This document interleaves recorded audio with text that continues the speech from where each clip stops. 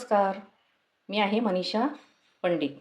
माझं गाव आहे त्र्यंबव, तालुका चिपळूण, जिल्हा रत्नागिरी.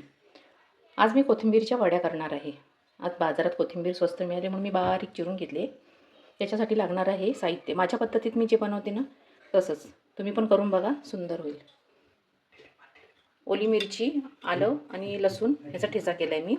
तांदळाचं पीठ घेतलं आहे, मीठ घेतलं आहे, गरम मसाला घेतला आहे, चिंच आणि गुळाचं आगळं केलं आहे ते तयार. त्याच्यानंतर तिखट, हळद आणि धना जिरा पावडर घेतला आहे आणि ही मी चण्याची डाळ मिक्सरला लावून घेणार आहे. त्याच्यानंतर हे सफेद तीळ आणि थोडं मी त्याच्यात बेसन पण ॲड करणार आहे.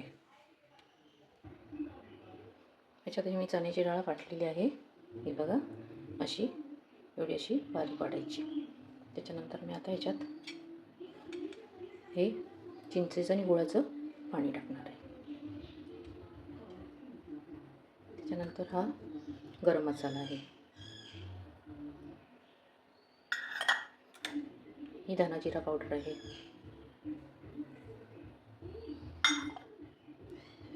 तिखट आणि हळद आहे.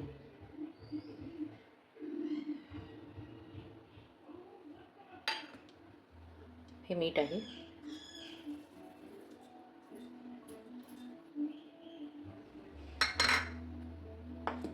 त्याच्यानंतर मी आलं लसूणची पेस्ट, म्हणजे आलं आणि मिरची आणि लसूण हे आबडतोबड वाटून घ्यायचं.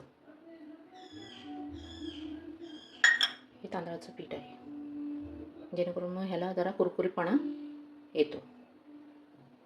आपण चण्याची डाळ वाटून घेतली तरी पण छान होतो, कुरकुरीत होतोच, पण आपण थोडं तांदळाचं पीठ टाकलं तर आणखीन थोडं ह्याला चव पण येईल आणि कुरकुरीतपणा पण जास्त येईल. आता ही चण्याची डाळ वाटली ती पण मी ह्याच्यात मिक्स करणार आहे. सफेद तीळ टाकले आहेत,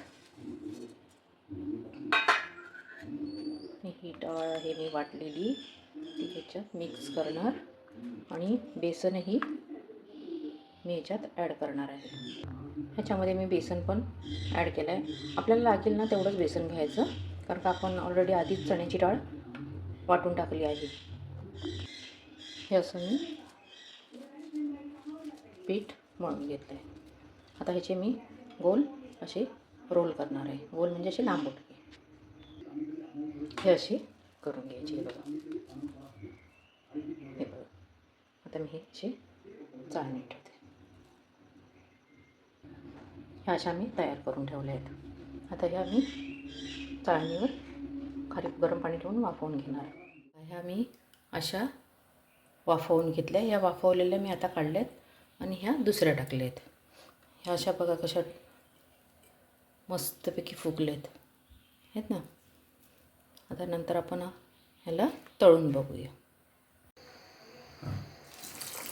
आता ह्या वड्या आपण तळून घ्यायचे.